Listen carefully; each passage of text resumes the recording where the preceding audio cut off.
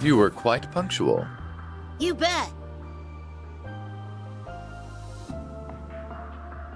Sup, and welcome aboard the Argo, the vessel of Nine Valley's new high-speed transport service. Our pilot is a child. We might have been better off on the ground. I'll have you know that I'm a licensed pilot. And that's real rich coming from you guys. You look like a bunch of kids about to go on a picnic with their daddy to me. Ooh, we got burned. Phew. But boy, did I not see your daddy's ID coming. Who knew my mystery client would turn out to be our former Governor General, Rufus Albarea? Oops. What, do you prefer Supreme Leader now?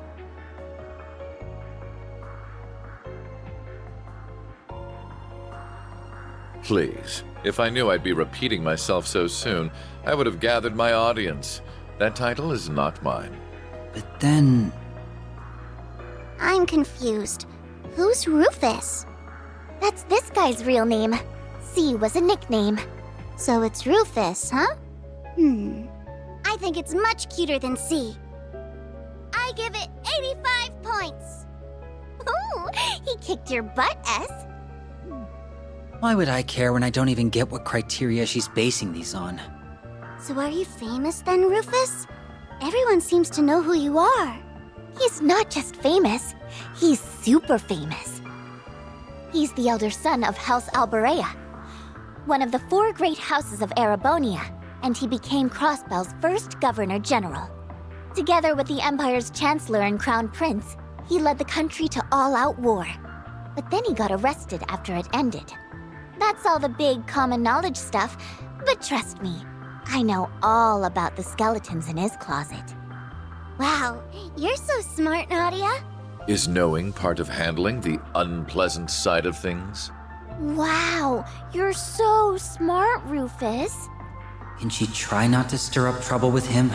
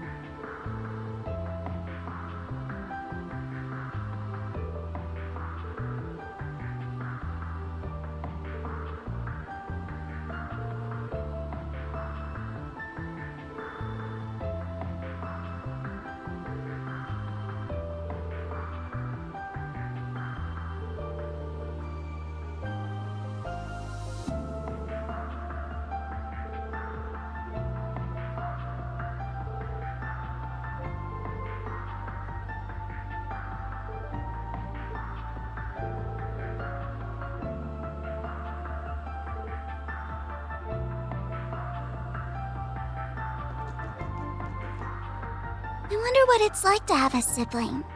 Do I have any out there?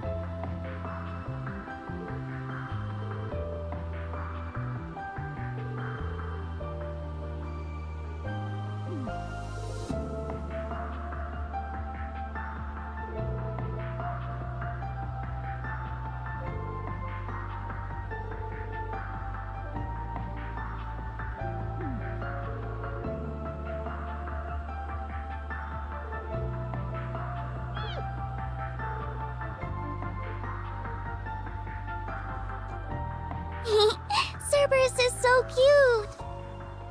I hope I can pet him later on.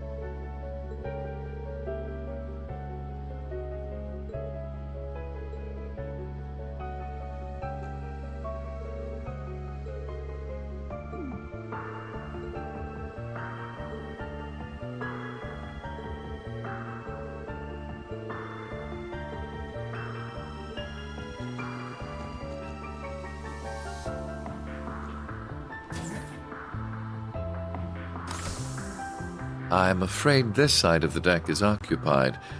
You'll have to sleep elsewhere. I wasn't planning to sleep out here. Oh? Then what's brought you outside? I wanted to go stargazing. What about you? I wanted to take in the night air. Since we're both here, there's something I'd like to ask. What is it? I know that you're a famous man, but are you a good man or a bad man? Bad, though that would be putting it mildly. So very bad? Very, very bad. I have used anything and everything to advance my interests, be it titles, fame, or even those pure of heart. There is little point in feigning a moral compass when human lives hold no value to me, or acting chivalrous when all that does is hinder me. Do you still feel that way? I do.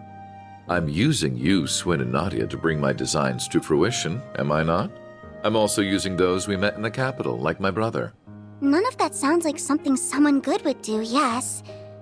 You really are a very bad man. I'm glad we could come to an understanding. So, armed with that knowledge, what do you intend to do? Am I supposed to do something? I suppose a doll has no reason to care if a human is good or evil. Being a doll has nothing to do with it. But were you hoping I would admonish you? Or perhaps comfort you? Of course not. Okay, then I still intend to do nothing. Whether I praise you for your deeds as a hero, or chastise you for your misdeeds as a villain, it won't change you at your core. You are who you are. Just how does humanity look through your lens for you to think in such simple terms? I don't know. I can't answer that when I'm still learning about what it means to be human. All I can say is, I don't see if you're good or bad, where you're from, or how you were raised. I don't see what you've done or haven't done, what you possess or what you lack, because none of those are what make you exist as a person. So it can't be that you suddenly don't exist just because someone decides to reject those parts of you. That's quite a philosophical approach to the matter. Or perhaps that objective thinking is the most one of artificial intelligence can fathom. I don't know. How could I know? Just to me, being is what makes a human a human. Perhaps you're right. And so, it's what makes you, you. Perhaps you're right.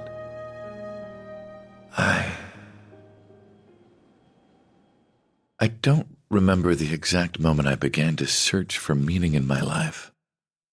My father elected to raise me as his own son, irrespective of the fact I was born because his wife laid with another man. He did so with the same ease he rejected his flesh and blood because he was born from a common woman. When I learned the truth, I finally understood that House Alberea wanted me not as a human being, but as a product of noble blood. It was so hard to bear that it made me sick. Was that all? Was that the only reason I existed? I refused to accept it. I couldn't take it. And as I turned my eyes from this terrible truth, a new, more terrible thought dawned upon me. If that was not the reason I existed, then what was? That was when I met him. It is said we seek that which we do not have. Through him, I sought the Father I never had. I convinced myself that if I did as sons do and became more than he ever was, then I would understand the real reason for my existence. And there it was. At last, I had a goal, something to pursue. I stopped at nothing to make that goal a reality. There was no effort too ambitious, no principle too sacred to violate. But no matter what I did, it still wasn't enough. Everything I had done to secure my victory had led to a resounding, humiliating defeat. A defeat at the hands of my own brother, who, despite his unfortunate upbringing, had grown into someone strong and true. I envied him for that, but perhaps I should have known all along that a mere product could never hope to have a real, genuine purpose. The whole predicament would have been worth a laugh had it not been so deeply painful. Why am I here? What is my reason for being? Who am I? You are who you are. I don't see what you've done or haven't done, what you possess or what you lack, because none of those are what make you exist as a person. Just to me, being is what makes a human a human. Such nonsense. I thought you weren't planning to sleep out here. I'm unsure if dolls are capable of catching colds, but I believe you've taken in the stars enough for one night.